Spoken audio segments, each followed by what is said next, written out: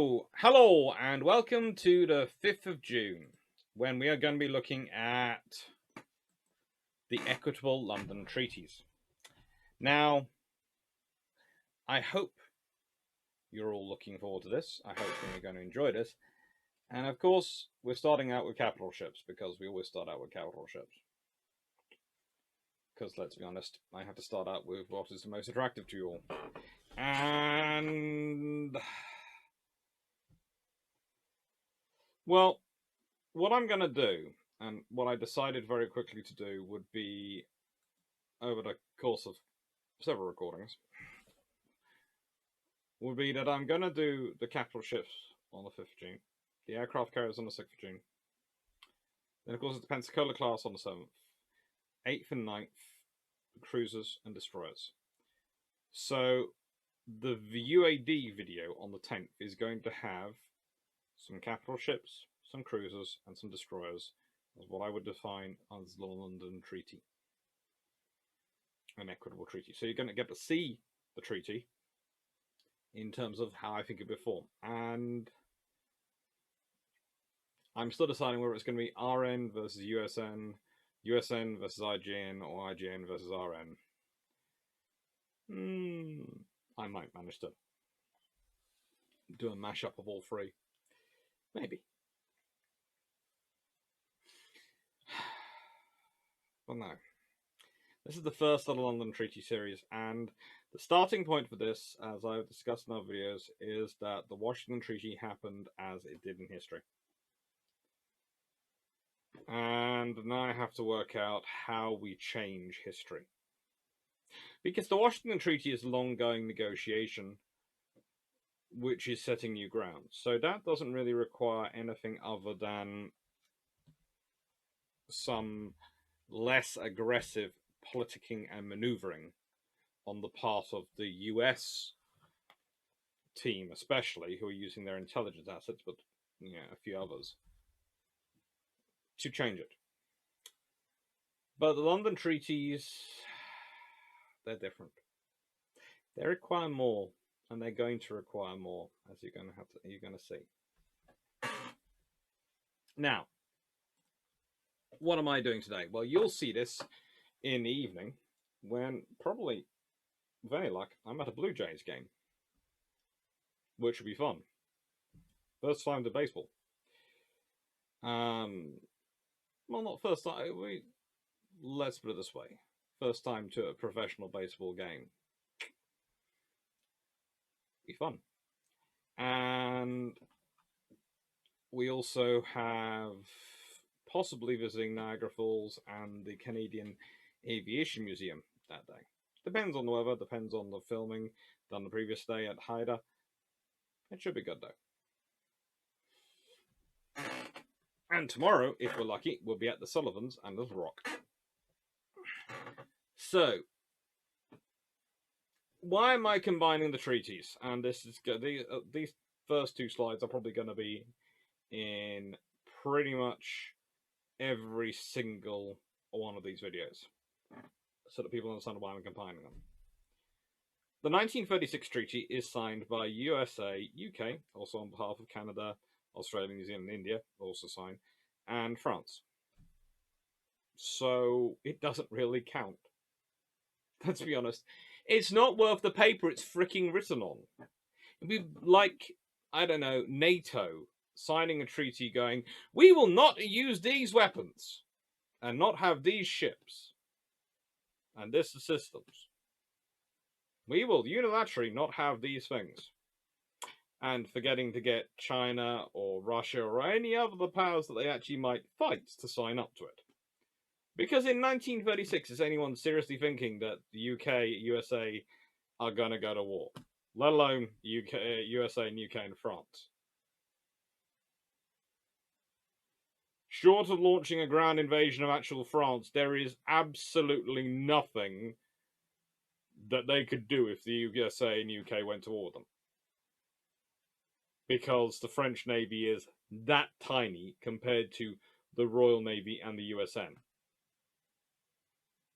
I've got half a mind to say that actually the New Zealand and Australian navies would stand an even chance versus the French Navy, considering what they could actually deploy to the Far East.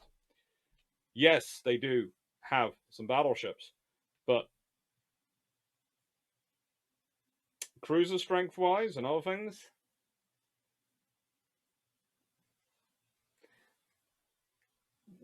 Australia and New Zealand wouldn't be completely ruled out.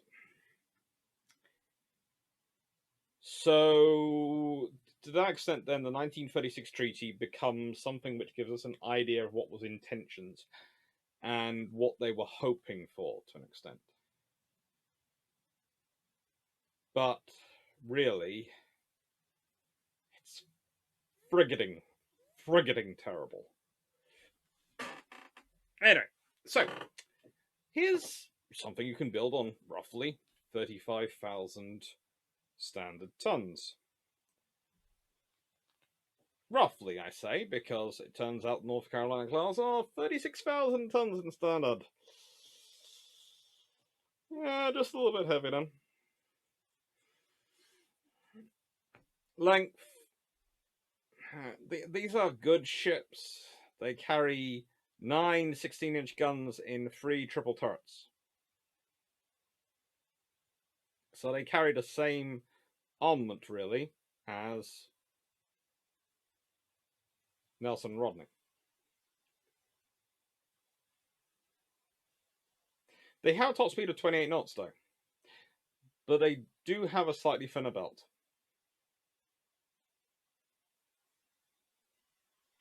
And they have a lot more powerful engines. And that's really the thing. It's the boilers which are the really critical advantage the US has managed to build up in this period. Which is annoying. But it also makes you wonder whether the British were smart in building 2 so early in the 1920s. When if they'd waited a little longer, they could have had access to far better machinery at the pace of machinery development. One of those things. If the British had had a continual building construction program as proposed in the Equitable Treaty of the Washington Series, and the US would have had, it's interesting to think how good would capital ships, and they would have gone the fast battleship route, let's be honest, that's what they ended up going, would have got by the time of World War II. How much of an evolution and how many development points there really would be between them. But it's a good looking ship. So, what are contexts? Well, as Washington said, Washington is left as written. Well, the easy solution would be to go, 1929 Wall Street crash no longer happens.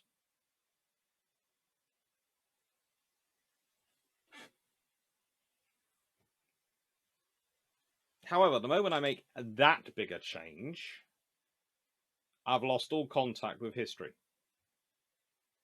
You think about all the events which run through the image and the prism that is the 1929 Wall Street crash, and then you go, right, and I'm going to cut that out.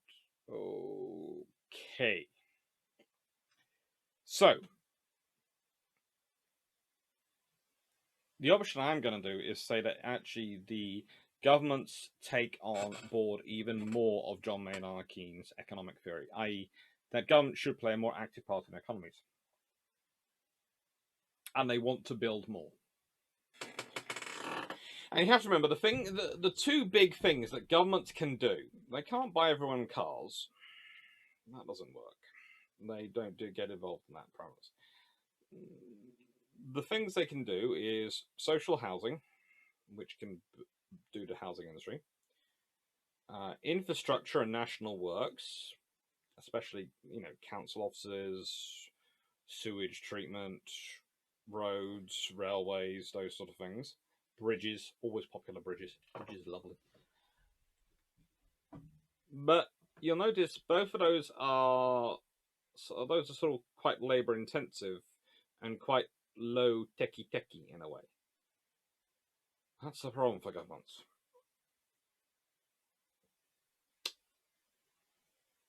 What's the high techie thing they can do? Well, they can give grants to universities, Again, they don't like to give grants to private companies for technology development because, again, if you're subsidizing the public private industry that much, what happens if they swindle your money and go away with it? You better have something to show for that money. Defense it is then. Spending money on warships. There's lots of industry, and remember, this is not getting far off the course because the town class cruisers, as I've been over before, are pretty much named for critical constituencies and areas where they are quite low, where they're quite poor, and they're building the ships because of that. They're actually picking the yards which are closest to the poor areas so that they can provide some economic sustainment in those areas. So, yeah, that's a possibility. One change, though, is not really enough because, unfortunately, Ramsay MacDonald is a lovely Prime Minister. He's actually a pretty darn decent one. And Stanley Baldwin is not the sharpest tool in the shed. But he's not bad.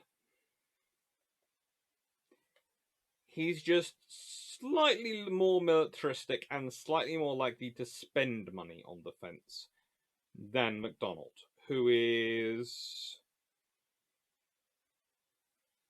more ideologically driven towards peace and wants peace. In fact, in many ways, I would argue that Ramsay MacDonald's government takes the place, the leading, in some sense, peace party movement from the Americans. The idea that you can get rid of naval warfare, which is kind of stupid for Britain, which its entire power rests on naval warfare, but British politicians have never accused British politicians of always being the smartest in the room, or, in fact, often rarely ever accused them of being the smartest person in the room. Historically, they do seem to sometimes get quite short-sighted quite quickly. Britain's strength was, of course, its naval and maritime power, and they were negotiating that away. But it happens. For the US, that's more difficult. And you do need to change both. Hoover or Smith. Now,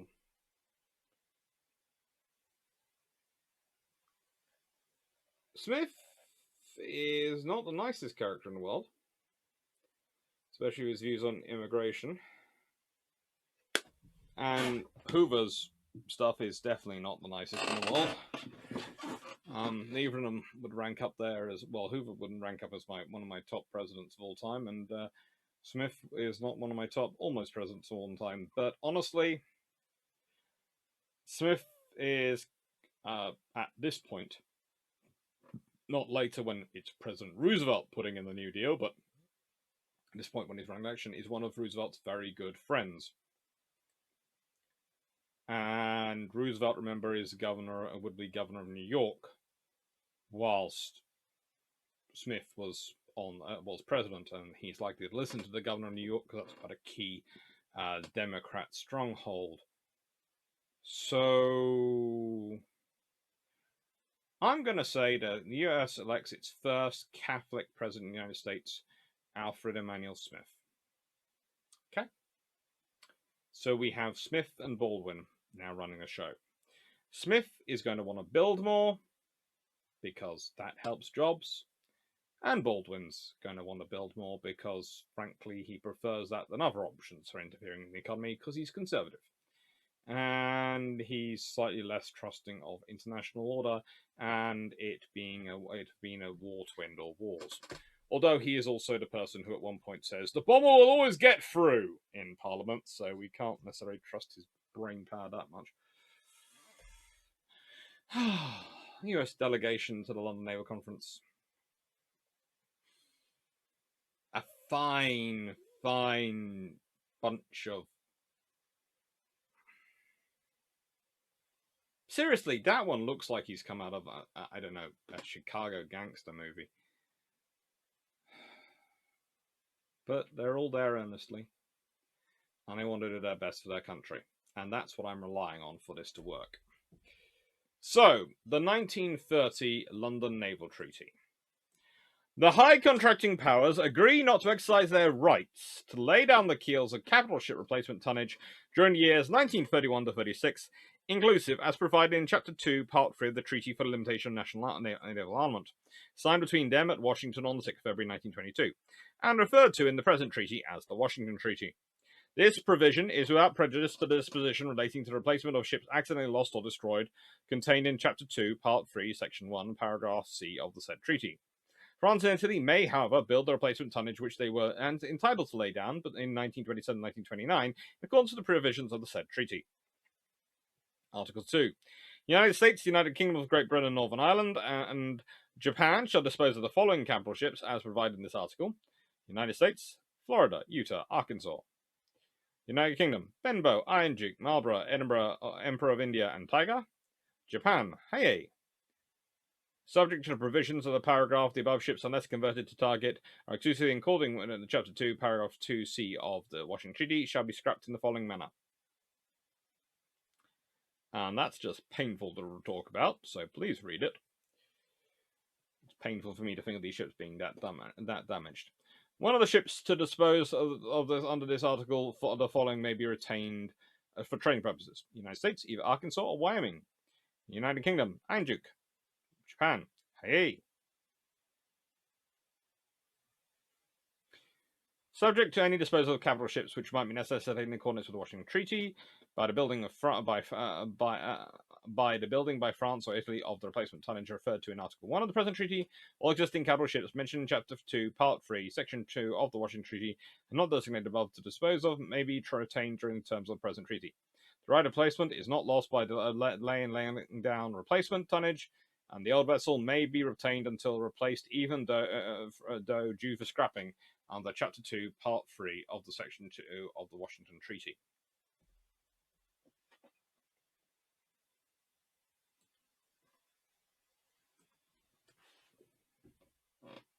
More ships being scrapped without replacement. An extension of the building holiday.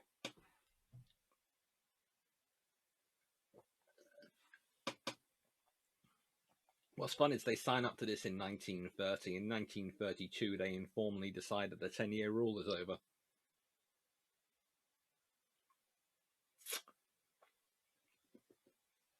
That's painful. So basically what they're saying is, we're not going to build any more ships.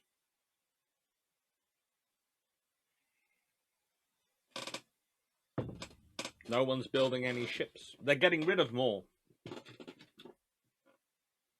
They're not building any more ships. Oh well.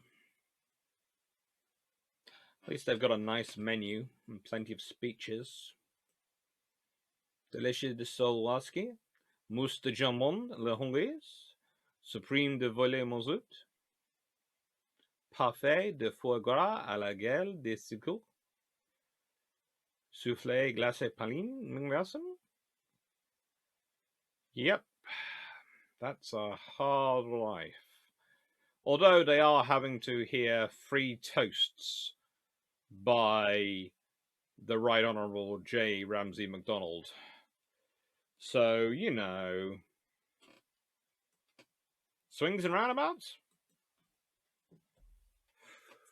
1936 treaty. Now, I'm betting you were thinking that I wasn't going to say this, but here it is.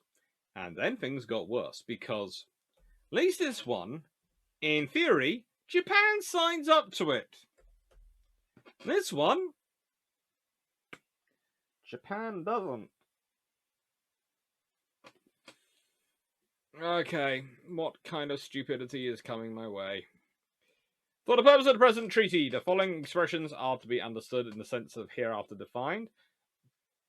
That's the standards placement. And I'm going to click through that and go to the categories. Capital ships are surface ships of war belonging to one of the two following subcategories. Surface vessels of war, other than aircraft carriers, auxiliaries, vessels, or capital ships of subcategory B, satisfaction of which exceeds 10,000 tons, or which carry a gun with a caliber exceeding 8 inches. Service vessels of war other than aircraft carriers, the standard displacement of which does not exceed 8,000 tons, and carry a gun with a caliber exceeding 8 inches. Someone obviously doesn't like monitors, because that's the only ship I can think of which might not exceed 8,000 tons and carries a gun exceeding 8 inches. And seriously, after the lessons of the First World War, someone is and the Battle of Tsushima and many other operations, someone is actually wanting to include monitors in terms of the capital strength tonnage of their fleets, which short-sighted person had this bright idea. C. Overage. Vessels of the following subcategories shall be deemed to be overage when the undermentioned number of years have elapsed since completion. Capital ships, 26 years. Aircraft carriers, 20 years. Light service vessels, subcategories A and B, if laid down before 1st January 1920, 16 years. Laid down after the 31st of December 1919, 20 years. That's eminently confusing. Light service vessels, subcategory C, 16 years, and submarines, 13 years. Article 4. No capital ship shall exceed 35,000 tons. Standard displacement. No capital ship shall carry a gun with a caliber exceeding 14 inches, provided, however, that if any of the parties to the Treaty for the Limitation of Naval Armaments signed at Washington on 6 February 1922 should fail to enter into an agreement to conform to this provision prior to the date of the treaty coming into force, present treaty, but in any case not later than 1st April 1937, the maximum caliber of gun carried by capital ships shall be 16 inches. No capital ship of subcategory A, the standard space on which is less than 7,500 tons, shall be laid down or acquired prior to the 1st January 1943. No capital ship, the main armament of which consists of guns of less than 10 inches caliber, shall be laid down or acquired prior to the 1st of January 1943. So, please tell me, and I would like to know this, and this is before I get on to the Equitable Treaty stuff. A, there is no escalator clause for going up to 40,000 tons. Sorry, there isn't. B, they're basically 16-inch guns. They know Japan's not going to sign us, so why even are they even entertaining 14-inch guns? Is it because Vickers has incredibly good sales figures in 1936? What are they putting in the water of this treaty? And 17,500 metric tons standard displacement capital ship sounds like it's got to be aimed at, I don't know, France, because they're the only ones trying to build baby capital ships at this point. 10-inch guns? In a world where the average capital ship being built is going to be going around with a 16-inch gun or 15-inch gun, or if they're British, a 14-inch gun because of Vickers, why is someone going to saddle themselves with a 10-inch gun? Because that might sound close, but 10 inches is 254 millimeters. 14 inches is 356 millimeters. That's 102 millimeters of difference. And that's a lot. That's a radius difference of 51 millimeters. That is going to equate to a lot of hitting power in your battleship. So, please do tell me, who in their right mind put that in as a clause? What?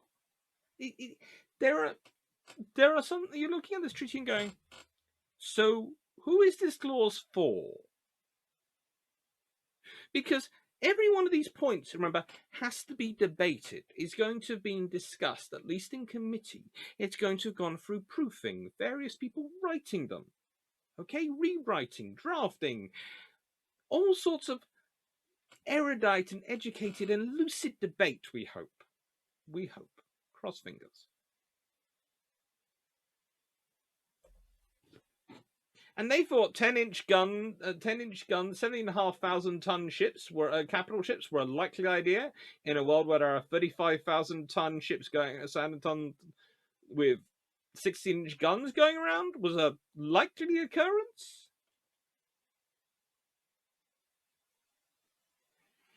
Who's building these ships? They put 11-inch guns, we'd know it was probably for the Germans, but, you know. The King George V class. Now, one of the interesting things about them is if they managed to get the horsepower, the engines to work at the horsepower level and various other things to work in the point of design they could have done, there is a potential they could have got more 14-inch guns. And there is actually a very easy way they could have got more 14-inch guns. Very simple way. They could have gone for a nail rod design. Same engine or same horsepower. They could have just shifted things around. And the tonnages and the efficiency of design would allow them to get 3 quadruple 14-inch turrets. Considering the trouble they have with the quadruple 14-inch turret, that's possibly not the best idea. So maybe they should have gone with, I don't know, 3 triple 16-inch turrets all forward and just built a faster nail rod. That might have been better. It has a nice idea. The idea is, again, based around volume of fire. It's the thing they're trying with the 6-inch and the 8-inch gun cruisers, right? The British have considered, and I've elucidated on this several points times in various videos, but I will go through it again. The British had worked out and gone through it and decided that effective combat ranges, especially pre-radar, remember radar's only coming in the late 1930s, the 6-inch was more effective than the 8-inch because the ships were carrying roughly the same armour, would be have to engaging at pretty much the same range, but the rate of fire of the 6-inch, especially once you got 4 triple turrets a la Town class versus 4 twin turrets a la County class, was massive because you could fire more shells from a 6-inch gun and you could have more of them.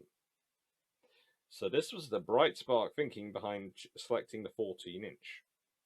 You would be able to rain more shells down on your opponent. And 14 versus 16 is not that much different, right? It's a radius of 7 inches to a radius of 8 inches. It's different enough.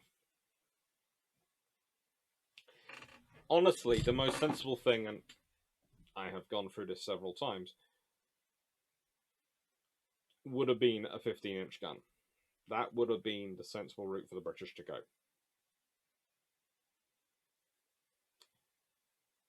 And 3 triple 15-inch turrets would have been something which would be quite easy for the British to put together. You've already got a triple 16-inch turret. Scaling it down for a 15-inch gun, fine. You can actually probably use the same turret, just stick a 15-inch gun in it. It'll be more than happy to take it. And that'll probably actually give you slightly better angles as well because it's a slightly less heavy gun. And the enhanced 15-inch gun, oh, you can now fit that to all your 15-inch ships which are returning in service. That would have been the most sensible, logical, intelligent thing to do. So, of course, the British government didn't do it. There is going to... I should have done a sarcasm warning at the beginning of this video. If not, sorry. Here it is now. So, how do we fix this treaty? How do we make it work? Well, that is slightly more complicated than I initially thought it was going to be. Because I have to figure things through. We can adjust the equitable ratio to as put forward in the Washington Treaty. If combined with allowance and new construction, it could provide economic boost for the UK and USA, reinforcement for the treaty party in Japan, strong position for France and the UK to posture from when dealing with Mussolini and Hitler. Now, if you've watched the equitable Washington treaties, you'll see I've come up with a ratio of 10, 10, 7, 4, 4. Now, the idea behind this is it gives Japan its 7 to 10 ratio. Now, they'd wanted this at Washington because they considered that the minimum they needed to be able to withstand a 1 punch. Okay?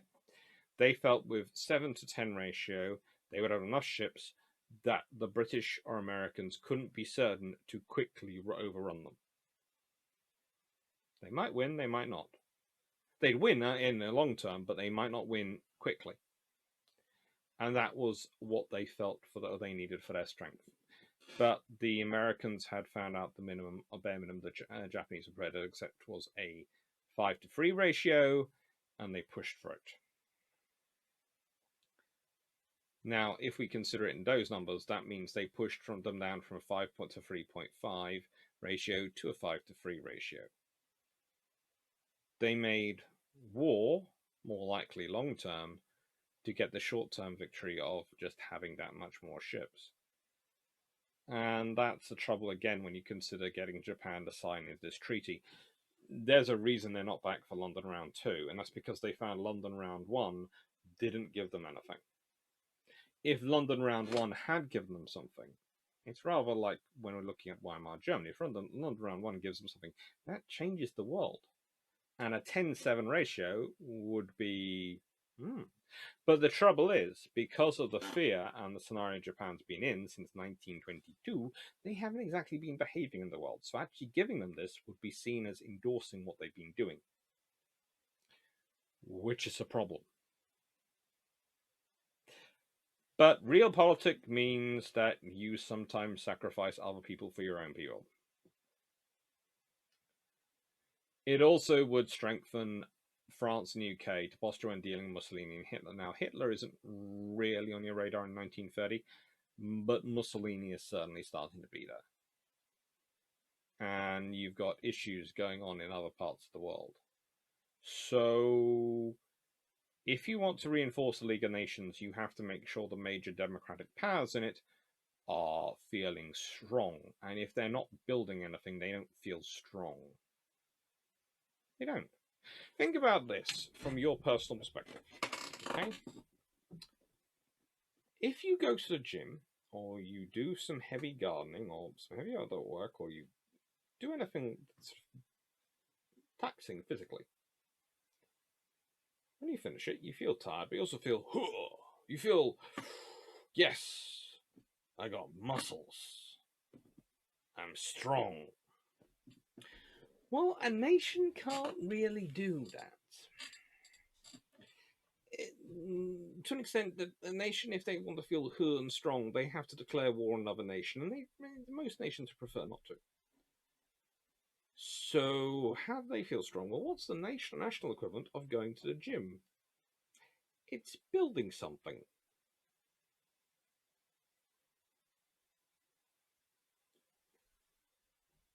They can't do anything, because that would actually make a war, which is expensive. But going to the gym is a nice preventative measure. It makes you feel, it's good. So that's what they need to be doing. They need to be going to the gym. And instead, this treaty, as it stands, is enforced couch potatoism. They're going to be sitting there doing nothing. Another option for making it more equitable would be the inclusion of subordinate powers in their own right, recognizing their growing status. And that's interesting. The US didn't push this at Washington because there was a fear that the combined RN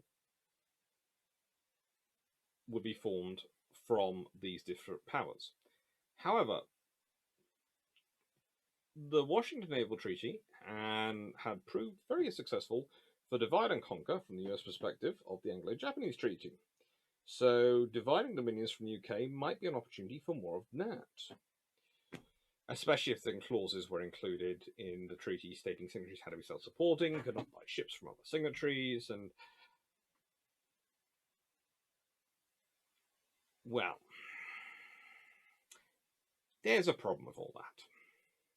Would Britain have accepted it going that far? Remember that there are clauses in the Washington Treaty, as I discussed, which really do hammer British maritime industry. If you then took away the dominions and said they couldn't even buy British-built warships, I don't mind the smaller ships, but the cruisers? That could cause issues. Massive issues. So, as attractive and interesting as the latter course would be for an exploratory, it would be stepping very far from history. So, perhaps there are some alternate history specialists who would like to go into that. It's really not one of the counts I'm going to consider, because I'm going to go, as I did with the Washington Treaty, I'm going to stick as close as I can to the history while giving you presentable changes. And as said, my changes are very simple. More people listening to Keynes, and Baldwin and Smith elected. That's the basis for what happens. So using that as an example, let's consider what the remainder of the Washington Treaty was. Individual limit 35,000 tons. Gun caliber limit 16 inches. Ratios, average ratios. And 15, 15, IJN 9, Marine Nationale and Regia Marina 5 each. The Equitable Washington Treaty was 42,000 tons based on Hood. The large gun of service was 16-inch guns again, and the fair ratio. Well, as I already said, to make this equitable, I'm probably looking at implementing a fair ratio again. But I have an issue. I do have an issue. It's quite a big issue in some respects.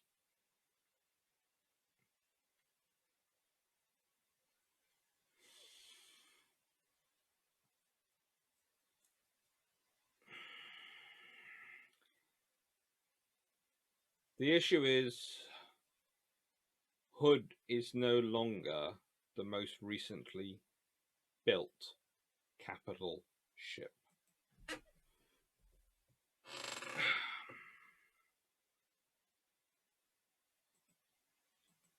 The London treaties boil down to not building any new ships till 1936, other than France and Italy can, even though they are freeing up Stone to West scrapping more ships. 1936 boils down to capital ships of vessels other than aircraft carriers which either exceed 10,000 tons or carry guns larger than 8 inch.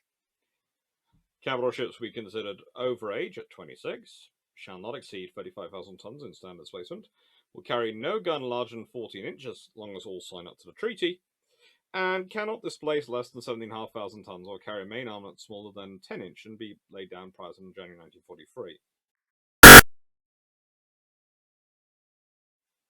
That's fun. But let's see how that works out in reality. So, in reality, this is what we have.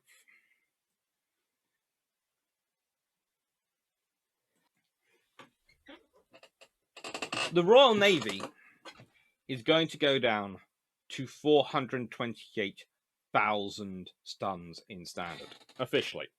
Now, unofficially, of course, and as we all know, some of these ships are being modernized, upgraded, and refitted, and will be after 1930, and will put on weight. But pretty much, there is clear blue water of 96,000 tons between those differences. And in terms of 35,000 ton ships, well, that's 2.8 ships difference. Again, in comparison to the agreed aim that Britain had at one point of 558,000 tons, 950, that's 130,900 tons.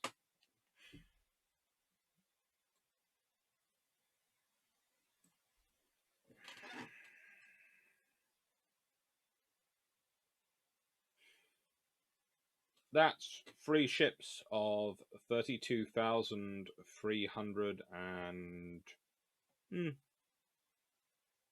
let's say 300. Well, it's 350. It's 50. So yeah.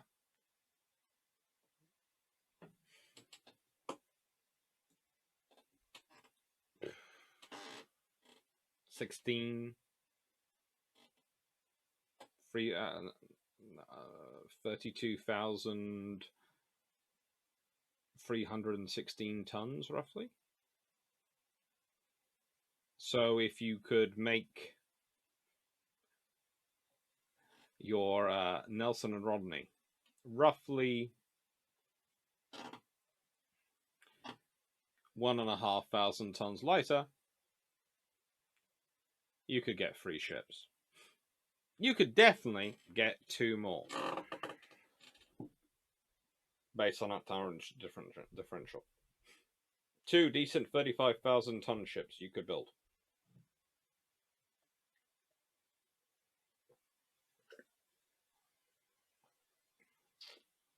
If you go by the earlier agreed figure, you could build 3.7 or 3 of them definitely. You could even get 3 North Carolinas if you wanted.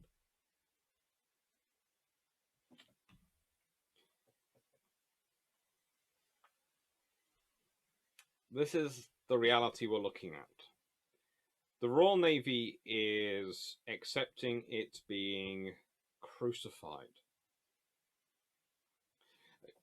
One of the things you get in history is people go, well, look at a tonnage. They're allowed 525,000 tons. Yes.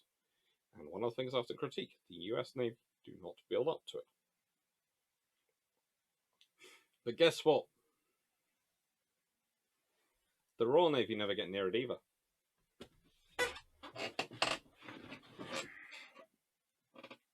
They don't.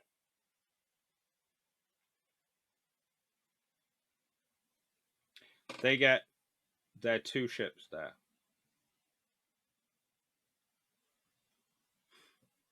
And by this point, they are nearly 100,000 tons below their agreed limit. Think about that. The Royal Navy, which had produced the Grand Fleet in World War I, has lost more ships to treaty than it has lost in combat. More dreadnoughts are lost through treaty than are lost through combat.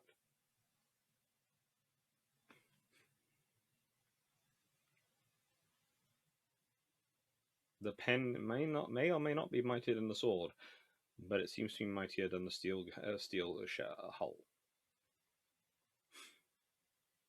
And what is the government getting for this? Are they getting a jobs program? Are they getting economic success? Are they getting massive savings? No.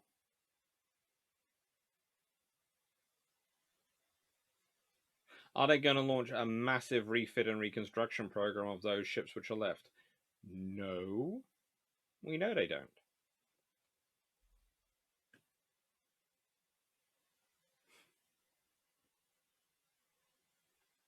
And this treaty is going to cut it more.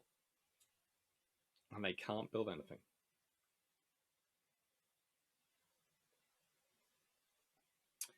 Nine years, less than 9 years in many ways, from World War II,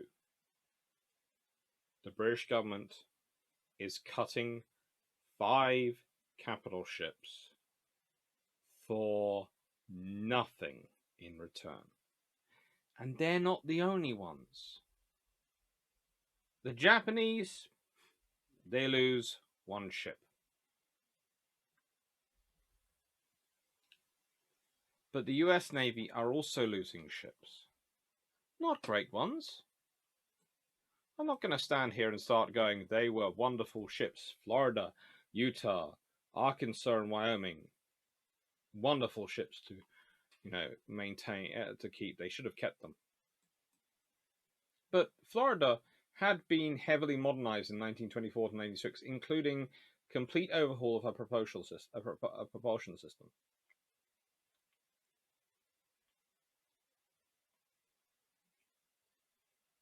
A complete overhaul.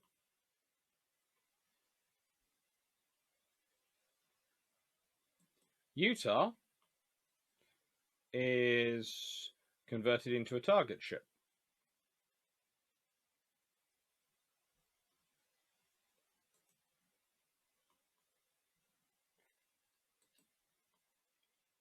And well, as for the Wyoming class,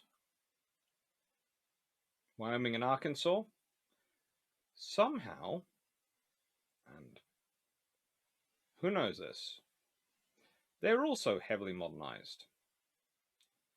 They were to be demilitarized and converted into training ships. However,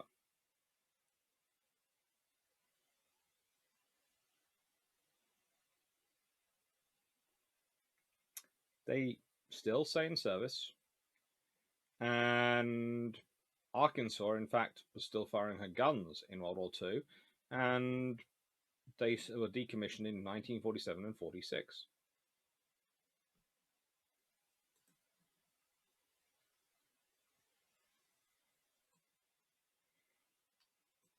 British, in contrast, bye-bye.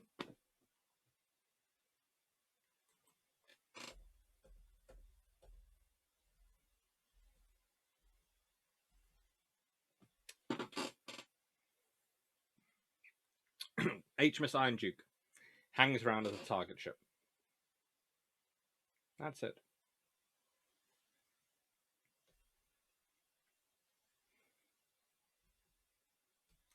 So what would be an equitable London Treaty? Well, we start off with a ratio. Establish the 10-10-7-4-7-7 10-10-7-4-4 ratio. Helps the Japanese. And it's going to cause an issue then. Because, right, individual capital ships, most recent capital ships contracted on Nelson Rodney, well within the 35,000 ton limit. Using the ship precedent. 35,000 tons stays. 60 for individual capital ships. 16-inch guns stay because, again, Nelson Rodney, but also Colorado class. So that's the most powerful gun in service.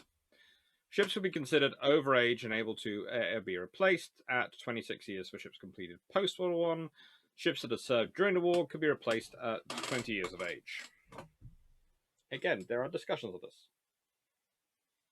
Mostly, they are not in the 1930 treaty, but the ideas aren't unusual. Total tonnage. Well, if you remain at 525,000 tons or 15 35,000 ton capital ships, it's hard to justify in a 10-7 world.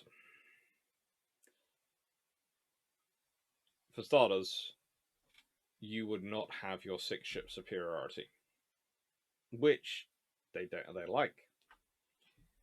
So you either have to reduce to 10, in which case you have a 3-ship superiority. Definitely not gonna like.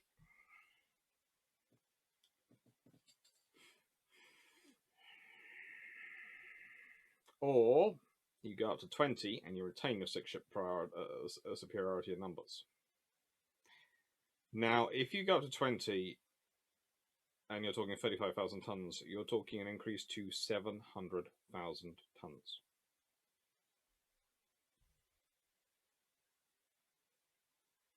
That's interesting. And then it becomes an issue of working out how that will impact things.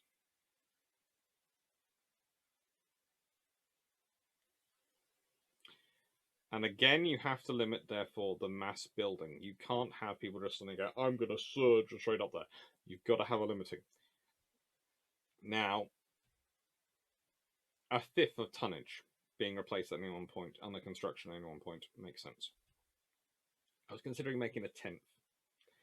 And I honestly did oscillate between the two.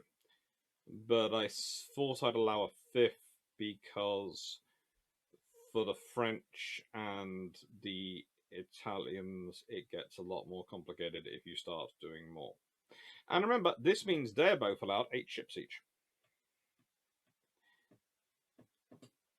There are other advantages, which I'll discuss at the end, that allow in increasing the ratio. It's specific to an extent, but it does work. Well, you'll recognize this chart, sort of. I haven't done one for every navy this time.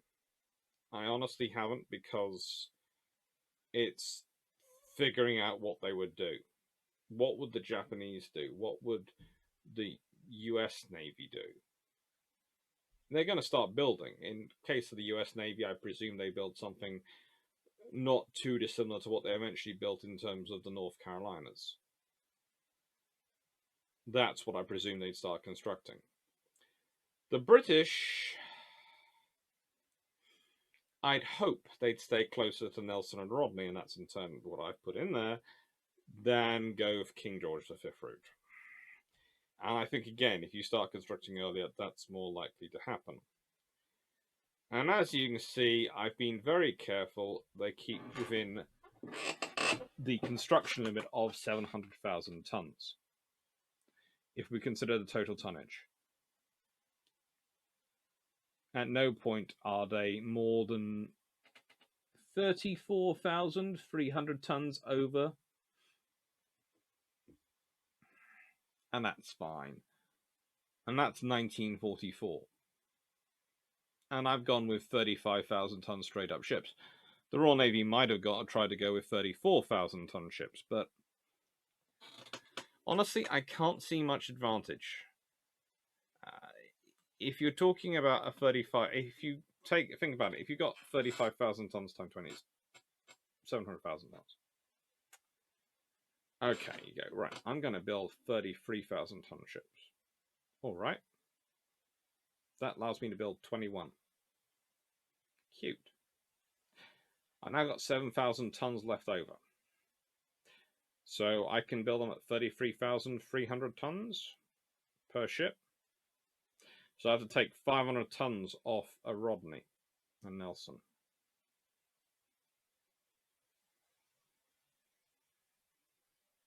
Welding rather than riveting might give me a lot of weight, a lot of weight saved. But is it going to be 500 tons worth? Is it going to be 500 tons worth? This is the question you have to ask yourself. Or I could fudge it and just lie.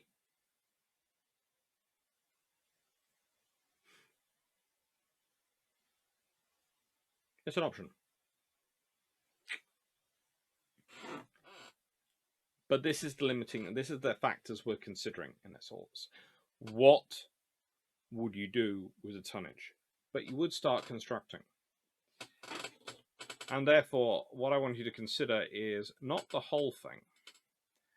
I want you to consider what's likely in service before World War II, let's say, begins, if it begins on Central, 1939. The Royal Navy would have had 8 new ships.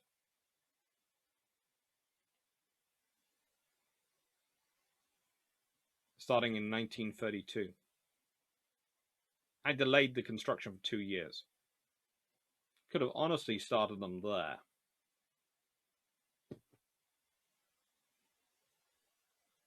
Could have started them earlier. In 1930. Should have design waiting to go. So they could have had 10 new ships. Or they might have gone, it all depends on how they decide to rack up the numbers. I reckon they'd start off with a pair. And my temptation is that they would go 2, 1, 2, 1, 2, 1. Because when you consider 26 divided by 20, even by 21, you get roughly 3 in every 4 years. Roughly, he says. So they might do that to keep a range of construction going. In which case, if you go 2, 1, 2, 1, 2, you'd end up with 9. So 8 to 10 is probably what we're looking at.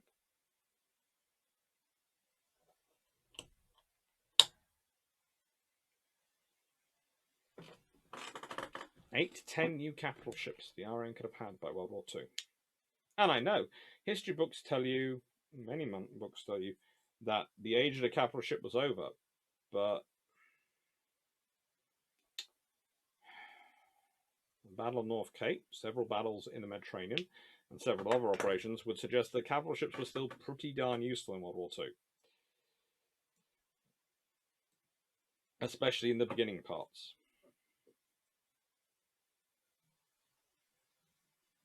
And if you'd had those new ships in the service, that would have raised the requirement at the levels. Okay, this is one of the things that is often not considered is that if you have new ships in service with democracies, that raises the benchmark. Because when Germany is building Bismarck, etc., they are designing them with an idea of fighting as French or fighting certain forces in mind. If in the back of their mind there is newer, more powerful Allied units, potentially enemy units, they have to raise their bar that much higher. It makes the step they have to take up with their limited maritime infrastructure that much higher. And their egos will demand they do it, especially Hitler's ego. So it's an advantage to have construction going on. There's also an interesting option with the ratios. Under this scenario, you could have invited Germany into the treaty. Maybe even got France on board with the idea of Germany being part of the treaty. And limiting Germany to 2. So then you've got USA 10, UK 10, Japan. That's supposed to be 7, not 10.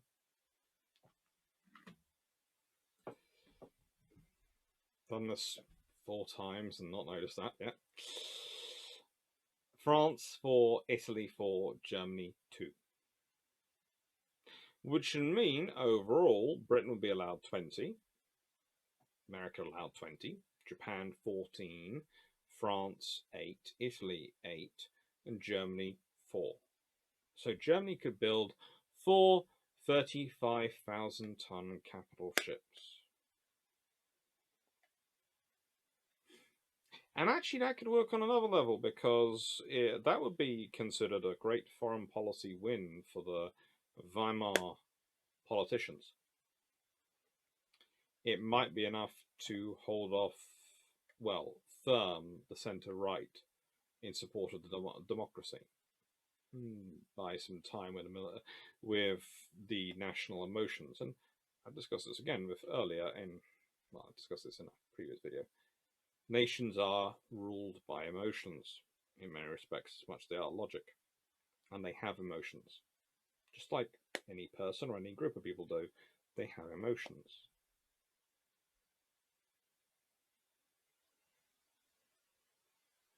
An Equitable London Treaty offers a slim chance of maybe buying Weimar Republic a bit more time, a bit more protection, a bit more support, maybe giving Japan enough of a win that they feel respected and part of the world order, and therefore they have something to lose from removing themselves from the world order and from behaving in such a way. But no one wins enough to feel gloriously, overwhelmingly powerful. So why is this even possible in this period? Well, France has that much more security. A nice way France is able to build more. And honestly, you could probably persuade the French right wing again with spending money on the defense by basically going, well, look, this gives you superiority over your old enemies. It would allow Germany, as said, to rebuild in a restricted way and makes them part of the international order, ties them into it, and allows you to an extent to control what is being produced. If they're setting up infrastructure and building a 35,000 standard ton displacement battleship, even if it's slightly more done in the Anglo-American, everyone's sort of style of somehow dodging around the treaty, it would still be, and I say this with some realization in my part, it would still be within a relative area of support. It would still be within a relatively local sort of, say, area of support. They would not be massively dissimilar. They would be relatively within the proximity of each other. Which means you don't have to deal with a massive behemoth perhaps coming out. It also perhaps gives them slightly a boosted industry, which means they might try and produce something later, but you're rolling the dice. And you have 20 ships. They have 4.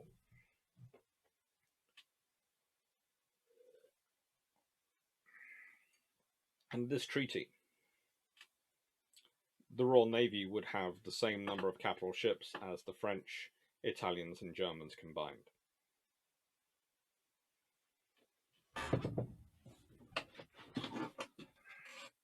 Who knows? You might even get the Soviet Union to join in. It's always a long shot. It would allow Japan to build ships without breaking the treaty. And this again is important because if Japan doesn't have to break out the treaty to build ships, and they can happily build ships, and remember, one of the things that Japan has been looking forward to is building ships. They've been counting on being able to build ships. And now you want 5 more years and no construction. Then they don't have the reason to break the treaty. They're able to build within the treaty. Keeps them on team, and again, keeps everyone locked into that 7-10 ratio, which they consider essential to their security. Not because they think they can win a war based on it, but because they think that stops them being able to be easily overrun. And it provides an economic boost to all parties. It would. And again, it's not a massive building ratio. Each of these are 2-year blocks. So, and I'm sure someone says, but after the 1929 collapse, they couldn't afford to do this, that, and the other. Britain could afford to build 2 capital ships a year. That wouldn't have broken the bank. 2 every 2 year, over every 2-year period, that's fine. That's basically the equivalent of 1 a year. They'll be fine. And as I said also, the odds are they could well be building 3 over every 4-year period. In which case, they're really financially not going to be affected by that one. It's not going to worry them. And to be honest, they'll probably save money in some regards, because if you're building new ships, you might be less inclined to refit certain other ships. You might think, well, we're going to have new ones in service. Why do we need to refit them?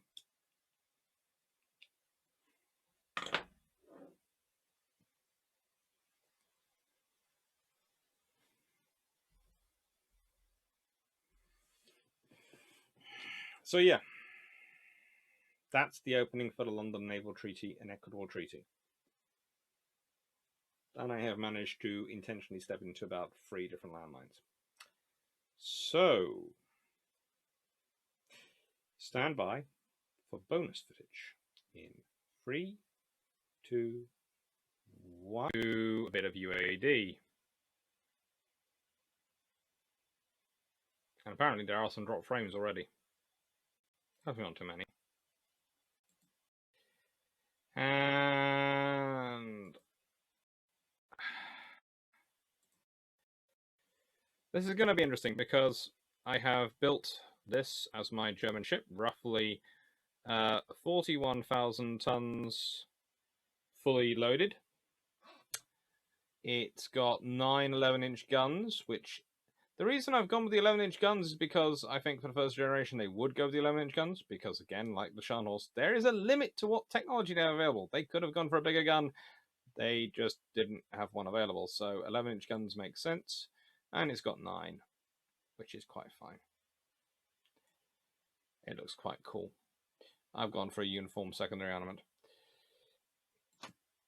And this is what I've built for Britain. Now, yeah, that's way overweight. That's mainly because I was trying to figure out how to put in the water-based armor based on 35,000 tons.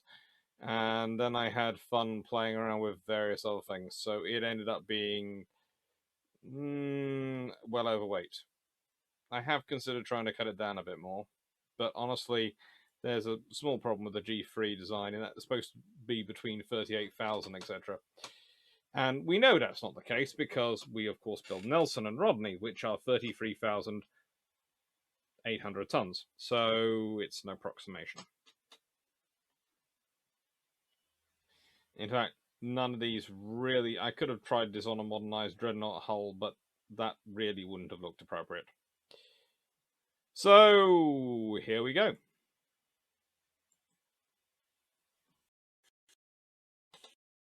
Let's see. How good would the Germans have been? And it's not quite a refighting of the Denmark Straits, because I haven't quite made them into Bismarck. These are definitely Scharnhorst and Gneisenau. And this is what they could have built in 1932. It was fun to have that. 1932 construction. Let's see, go.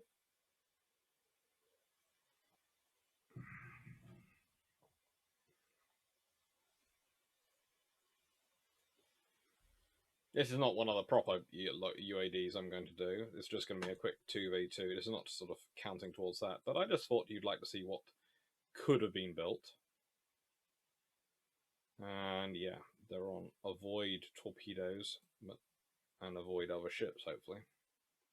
We have Implacable. And we have Illustrious. So apparently they've gone with aircraft carrier names. And Illustrious is weaving. That's slightly worrying. You'll notice the 5-inch secondaries. I have gone for a Dido arrangement aft. They've got 2 wings, so basically you have 4 twin turrets can concentrate on either beam. You've got 5 turrets can cover aft. Forward only a pair each. So in real life, though, you probably have aimed to have another twin forward, and these torpedoes have probably been asked about there. But you know, game mechanics are game mechanics. Within the limits of those, we can do a lot. I'd say the opponents are over that way. Here we are. Hello, warship. You have 11-inch guns. This could either be very painful for me or very painful for you. You have 9 of them.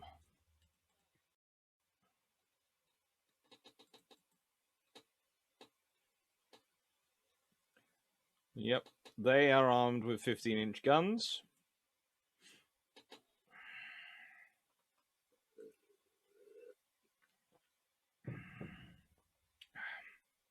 Again, I saved weight over the 16-inch by going with the 15-inch gun.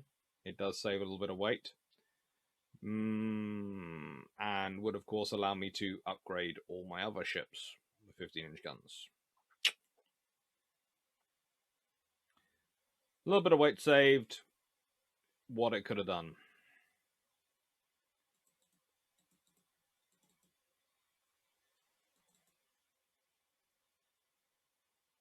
Not sure if these ships have even fired yet.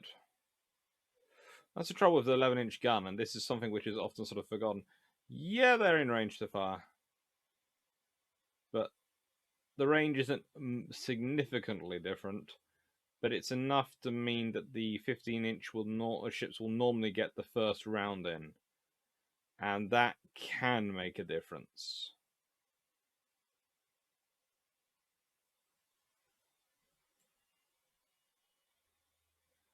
First round hit can make a difference in these scenarios. In any scenario, a first round hit, as we all know, you know, there's the golden BB, which is what we often talk about when we're talking about the engagement of Hood and Bismarck.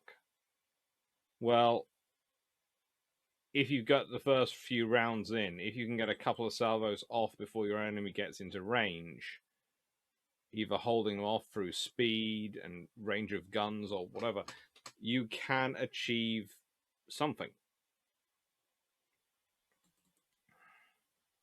It won't necessarily be decisive, but it will be something. And something is always more worrying than nothing.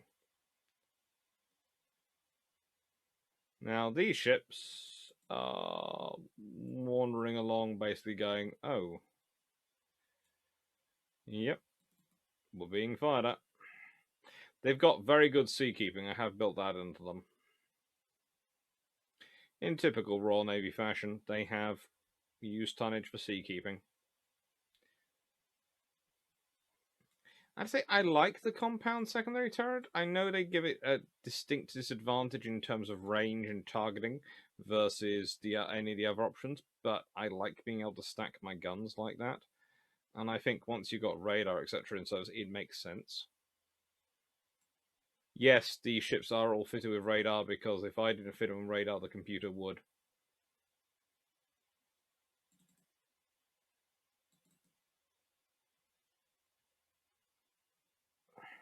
And we're just doing this one till first blood, so whoever sinks a ship first wins. Furgan is not looking in a good condition, but she might come for it. And her gear is not being touched, so, you know, she could definitely come for it. It all depends on who gets the golden BB. And I decided to standardize on 100mm armament, but I do realise the Germans wouldn't probably really have gone with that. It's just what I prefer. It's what I like.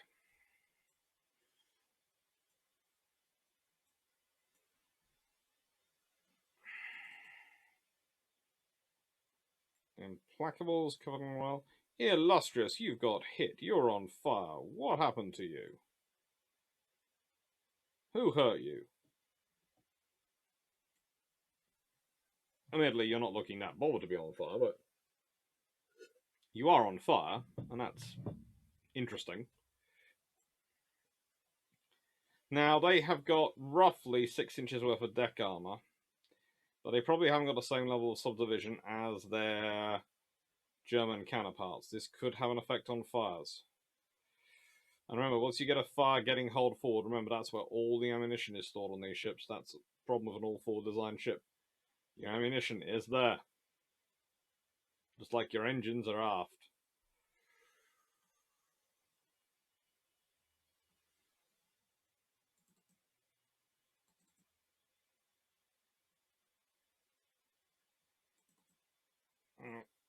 Friggin'. I have to say the AI is doing its usual great job of handling an all-forward arrangement, an all-forward gun ship, in that I would be taking a slightly more sort of maneuvering atmosphere. I think myself, if I was in this sort of gun, I would be zigzagging and aiming towards the fall of shot. But they're not. This just goes in a straight line. It's difficult for you to start factoring in those things, and it's difficult for the computer to realize. But again, it's something you have to realize before you sort of talking about them too much as accuracy for real life, because again, Illustrious would be driving towards the previous fall of the enemy's shot. So you'd expect her to be going backwards and forwards, instead of a straight line, which is what they are doing, because this is what the computer controls them as.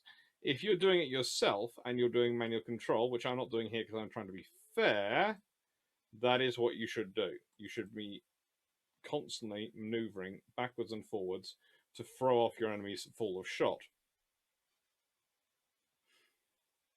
Occasionally it gets them doing it, but usually once it's in the smaller engagements, it doesn't seem to think it matters. Whereas I'd say in the smaller engagements, it matters more, because those individual hits add up more quickly.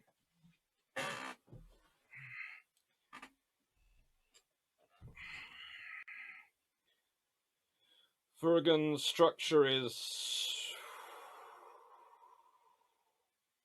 taking an interesting experience.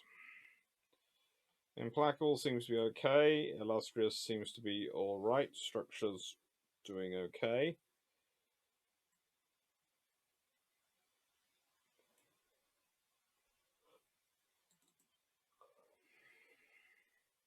Theoretically, these ships are the same speed at 28 knots.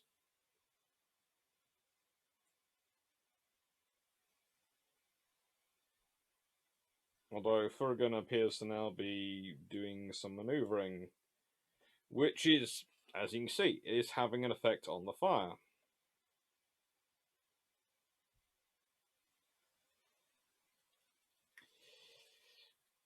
Is it having as much effect on the computer-controlled fire as it would in real life? Probably not. But it's having some effect, because it does factor those things in. Oof.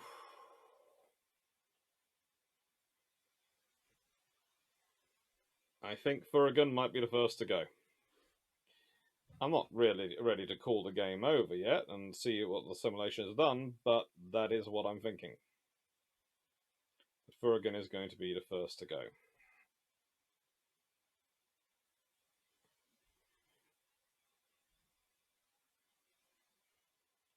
She's down to less than 30% structure, which is usually not a good sign at this point.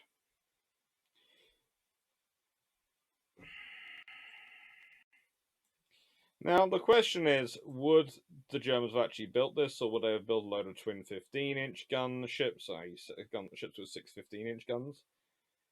Not, similar to Renown or Repulse. What would they have done under this treaty scenario? And that's worthwhile considering what their realities might have been, what they might have decided was their best options. I would like to think the German Navy will be practical. If they're trying to build anything, it's going to have 11-inch guns if it's going to be delivered in any respectable time frame, because honestly, it's not until you get Bismarck that you get 15-inch guns in service. The rest are all 11-inch gun ships. That's what they have the experience and knowledge of at this point in service. That's the biggest holdback from the Treaty of Versailles. They could, of course, go, we won't construct any until we've got a 15-inch gun ready. That could be a national project, which could be an interesting scenario. They could even, and this is going to sound strange, but possibly, they could try and get a 16-inch gun going. They could try and work on the really big design. And if they do, that would, of course, have an impact on the French, because if they have a 16-inch gun in service, the French aren't going to be able to resist the urge to have their own in service.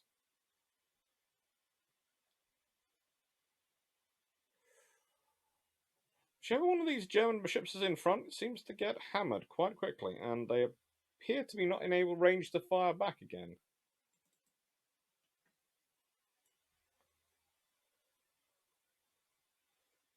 Yeah, I'm missing them firing. All that manoeuvring cost you speed, did it? That's annoying. Although, I swear, some of the shells from the British ships are actually coming closer to me than they are to the German vessels. I don't know. I don't know at all. I think it's something to consider, the realities of these treaties. And I know I did say I was going to go to First Blood, but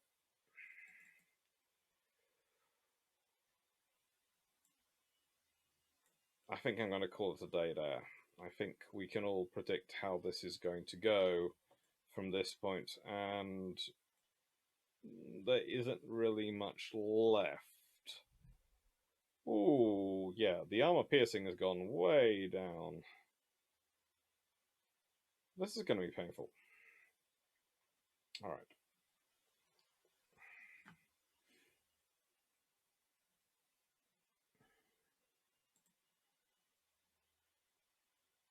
Well, I hope you enjoyed that, and I hope it sort of added something to this discussion. And speaking of discussions coming, let's see what we've got. We have the Equitable Treaty aircraft carriers for London, 6th of June, that's tomorrow. Then we have the Pensacola class. Then we have all that going on there. There's a lot of fun stuff coming up. I'm looking forward myself to the introduction to US cruiser strategy. I've put that after the Pensacola class because I felt you needed to be introduced to sort of my style of what I'm going to be going through the US cruisers before I start to go for explain their sort of cruiser strategy. And it is an introduction. It isn't an overview of the strategy. It is an introduction of it. Anyway, I hope you enjoyed. I hope you found this all interesting. And thank you very much for watching. Take care and see you soon, hopefully.